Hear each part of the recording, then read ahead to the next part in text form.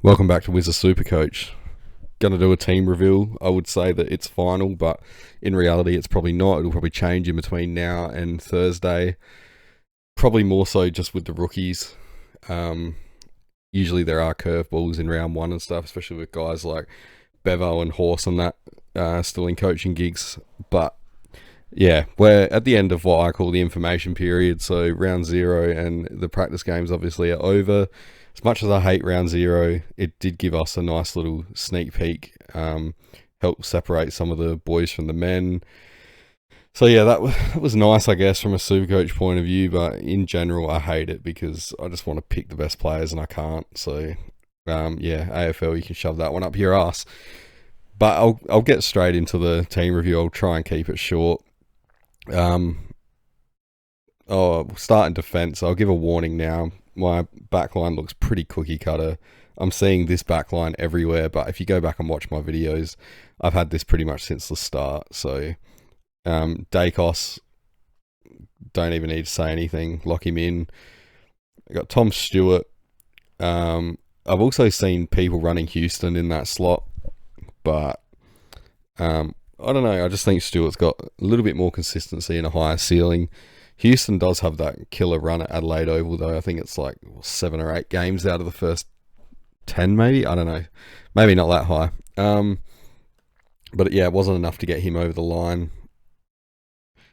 Sheasel in D3, can see him being somewhat similar to Dacos in his second season. He's that kind of pedigree. Hayden Young, D4. So there you go. I'm seeing that 4 everywhere. But as I said, I have had that for quite a long time. I think they were the 4 that I locked in when the picker opened. So yeah, go back and check my videos. You don't believe me. Again, cookie cutter Zach Williams. Lock him in. Saw him in round 0. Obviously, he had a good first half. Trailed off in the second half. I think it's just match conditioning. He'll only get fitter as the season goes on, and really, he's probably not a keeper. I'm pretty certain of that anyway, but we don't need him for the whole season, so as long as he can make bank, he's there for a good time, not a long time. D6, so this guy I had before it was cool. So before he went big in round 0, I think he scored like a 91 or something. I think I had him a couple of weeks ago because it looked like Marty Hoare wasn't going to get a gig. So it was always going to be between Howes and Hoare. And Howes looked like the man to get the job. So, yeah, he's locked in there. And again, more cookie cutter goodness. Gibcus. And you guessed it, Reed. Now, Gibcus I was going to fade, because at his price I didn't really see the difference between him and, at the time it was probably him or Howes, but Caulfield I've gotten rid of, so Gibcus you're back in. And now because he scored like a 76 or whatever it was in round 0, that's already locked in, and this year I just don't want to be messing around with maybes and stuff, so I'd rather take that guaranteed 96 in the price cycle than be messing around with someone like a Phillips or a Pink or something who could quite easily trot out a 20. So, yep, pay up for the better rookies, and that's what you get. Moving to the midfield, the Bont, again, don't have to say much there. I just want someone that can be a captain option every week, and between him and Dacos, things should be pretty well covered. Now, whenever I was jumping off people last week, I stuck with Butters. The ankle thing was never going to be much of an issue, I think. He's the kind of player that plays through shit anyway. He's young, so he can still do it. Maybe if he was, I don't know, 5 years older, then I'd be a bit more worried and probably would have threw him out, but no. So, what I said about Houston before with the Adelaide Oval run, obviously Butters has that. And because they've got some fairly easy teams to start with, I think that's going to favour Butters more than a Houston. Like, the ball's not going to go down defence too much for Houston. And I don't know, he can still score well, but I think out of the middle, Butters is going to be the man. If you watch like West Coast and that, they just leak clearances, and players like Butters are the ones that just walk it out of there. It's one of the reasons why I didn't choose Tom Green, apart from his bye, but he actually doesn't do that good against North and West Coast, as we saw last year. I think he averaged 90 or 91. It's because he thrives on stoppages, and against those teams, like especially West Coast, if the ball's being walked out of there, there's less stoppages, and yeah, you get where I'm going with it. M3. So I'm not happy with this team, and especially the midfield. I can't get the balance right, but I wanted to run another like more uber primo here, maybe a Laird or someone, but gone Nick Martin. Gonna go the value route here. Also Crouch, and this is risky running these two together. Not so much these two, but the third one, Wines. So these three together. I guess I'll explain it. Martin's going to swing to the back line eventually. He'll get DPP in round 6. Crouch, I don't think he'll be a keeper. It'd be nice if he was. He probably could be in an ideal world, but I don't think he'll get there. But that's fine. He's one that I can upgrade late. Like he's going to score. Wines though, he's got that easy run, so I assume him and Butters should go really well on that run, and he's the top ranking CBA getter right now at Port, if that's what you want to call it. So yeah, I think there's just too much value there for him. When I said I was going to go for a Laird or something, the money saved there is enormous, and I honestly think that Wines and Laird for the start of the year, even if Laird's like 5 to 10 points ahead, it honestly, on average, it doesn't matter, because of the money saved, I can strengthen the rest of the field. I'm a bit wary of Wines though, given that even in his Brownlow year, which was his best ever, he only averaged I think 105, but it doesn't matter. He's not going to be there for a long time, I think. So D6, everyone's got this guy. Riley Sanders, lock him in. He's going to be another one of those pig midfielders in the first year. Think of like Dacos and Ashcroft, all them. Hustwaite, again, this is looking real cookie cutter. Roberts. I'm glad Roberts did well, because I was really keen on him before round 0, and then for him to score, I think again he got like mid 70s or 80 or something like that. So yeah, to just lock that in. I could be wrong, he could have even got higher, but yeah, not messing around. So that's in the price cycle, that's nice. Hustwaite is an interesting one. He looks like he can definitely score well when he's out there and like getting game time, but I'm just worried that Sam Mitchell's gonna pull some kind of Bevo shit on us. I don't trust Sam Mitchell at all, but I think it's worth it. A worst case scenario, if Hustwaite's a bust, it's easy to go down from 184k.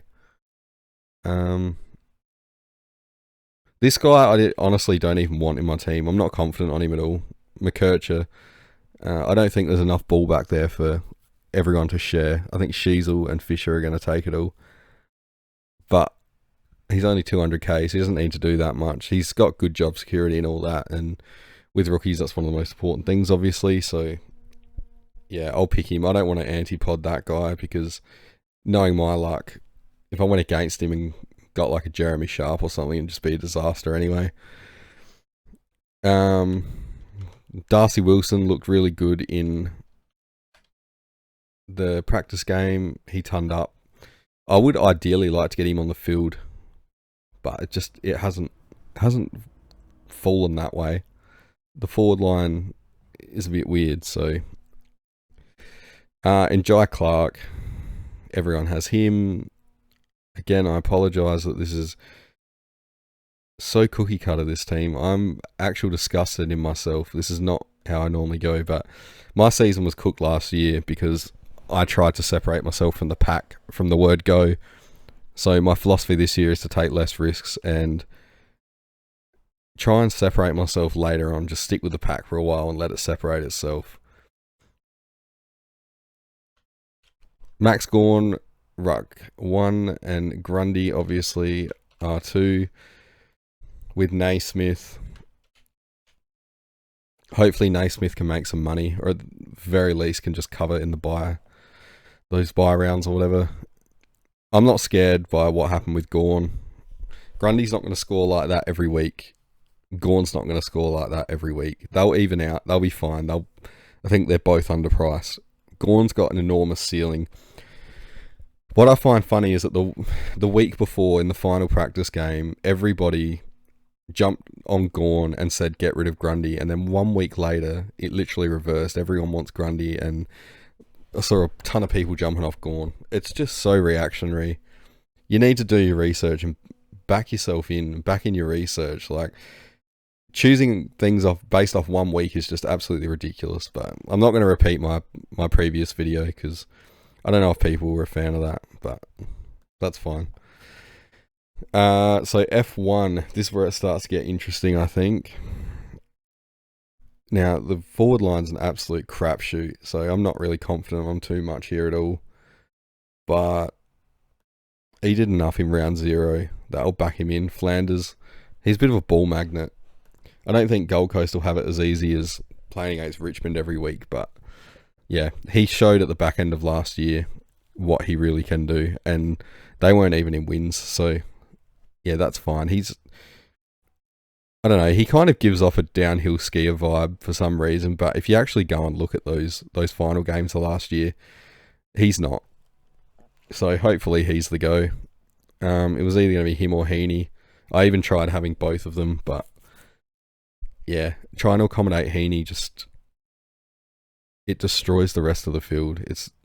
He's just too awkwardly priced. I'm not doing that just for one good score that's already locked in, because he could just as easily come out and get a 60 this week. He's done it before.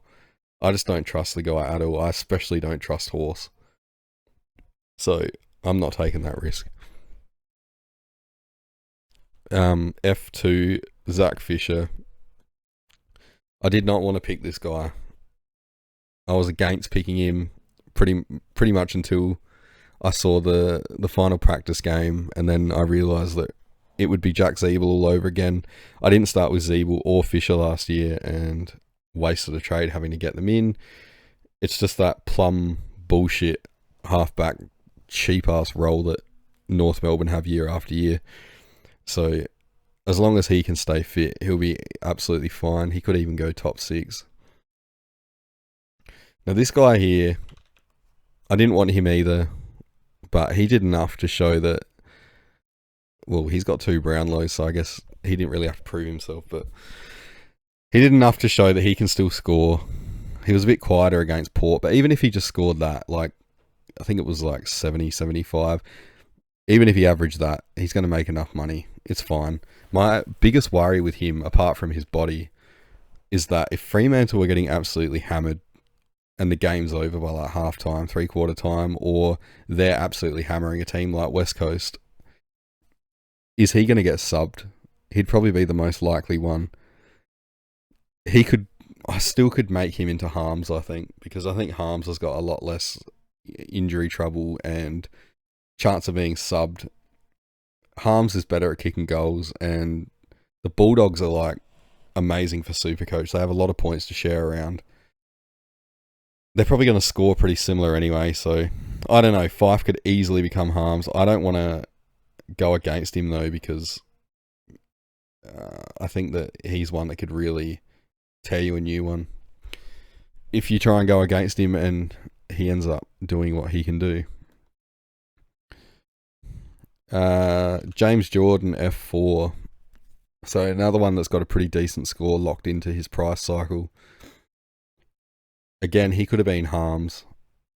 He was originally going to be Billings, but then Billings started as a sub. I honestly can't believe that, by the way.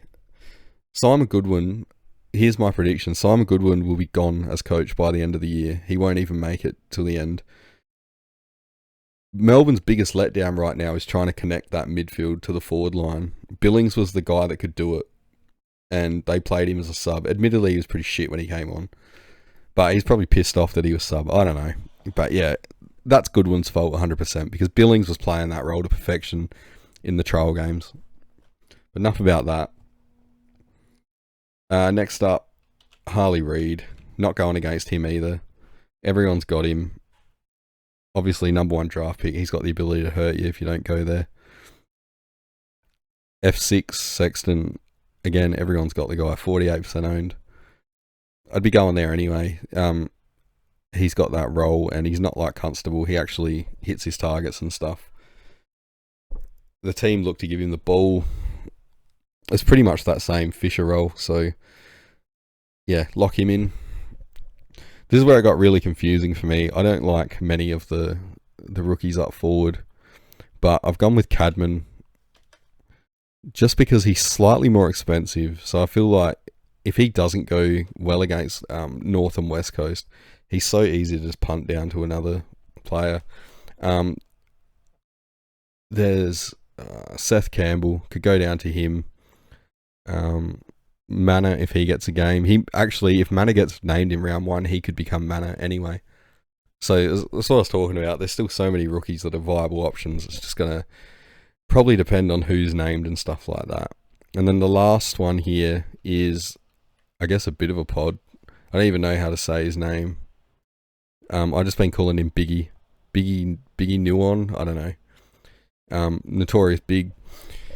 So yeah, he looked quite good in that last practice game. I'm willing to take the punt on him, but it's a matter of job security. A couple of people suggested to me that he hasn't got the greatest, which I'm definitely worried about now. I forgot that Aiden Core had to come back into the team. But yeah, if he's named, see how that goes. The good thing is there's guys like, again, Manor and all that, Campbell, who are the same price or lower that are easy corrections. So yeah, not in love with the team, not by any stretch, but I think it's a decent starting point. Let me know what you think in the comments. Is it too cookie cutter, or should I maybe play some more risks? I don't know. I'm going with my gut, and yeah, I'm going to play it safe and try and break from the pack later, hopefully. Leave a comment, like, subscribe, whatever, all that stuff, and thanks for watching. Hopefully I won't be making another video before now and round 1, but yeah, if there's changes, I will. So again, thanks for watching, and see you in the next vid.